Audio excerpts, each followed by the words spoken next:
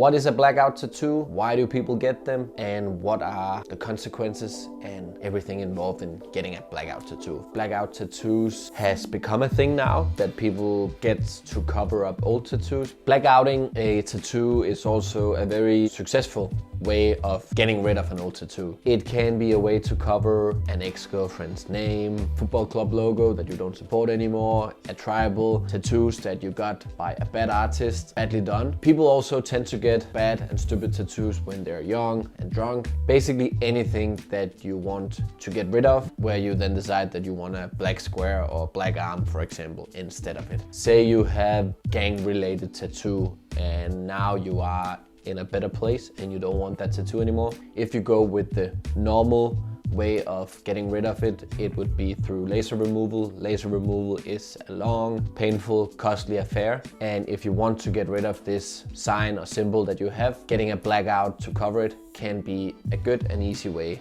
to get rid of your old tattoo. So this was one of the reasons why people get a blackout tattoo. Those are, say, to cover something from the past, but there are also people that likes to get a blackout tattoo because they think it looks dope. They like the contrast between a natural skin color and this very solid black ink color. It can look cool, it can create a nice pattern and some very cool designs on the body if they are done in the right way. So how do you go about getting a blackout tattoo to cover your old tattoo?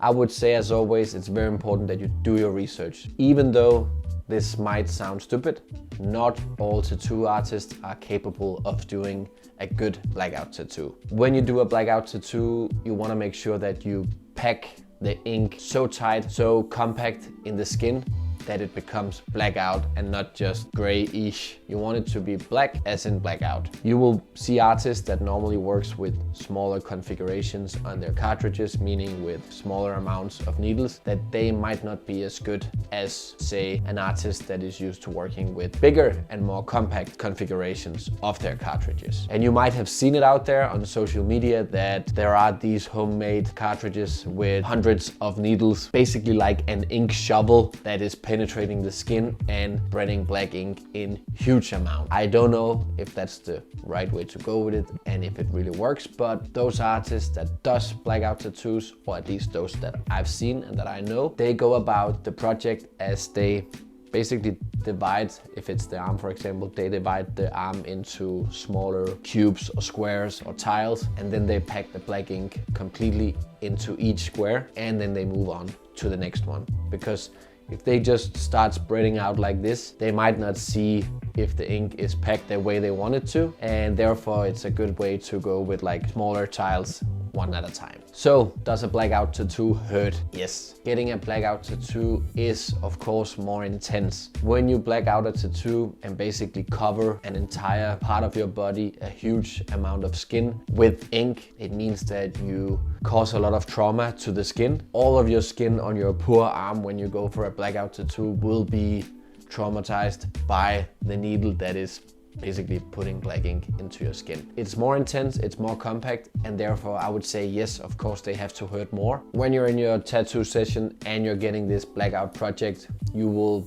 most likely also see that you don't take as many breaks. There aren't as many times where the artist has to look at his reference. Basically, he's just ramming through, going through your skin, all of your skin, with the biggest needle configuration he has to pack the black ink into your skin. One of the questions that is often associated with blackout tattoos is also whether it's dangerous or not. As a general thing, it's not dangerous getting tattooed. It's not dangerous getting a blackout tattoo. With that being said, you are causing more immediate damage on your skin, more trauma on your body, and you will have more foreign compounds in terms of tattoo ink within your body. Since a blackout tattoo is often also a big tattoo, or at least a bigger area of skin that is being tattooed, it's very important that you take good care of it whenever you're healing it, because say you get an infection in your tattoo, it's easier to get rid of in a small tattoo than it is, say you get your entire underarm tattooed and it's all infected. So take good care of it as always. So what are the pros and the cons getting a blackout tattoo? The pros, I think we've been through them. It's a great way to cover a tattoo.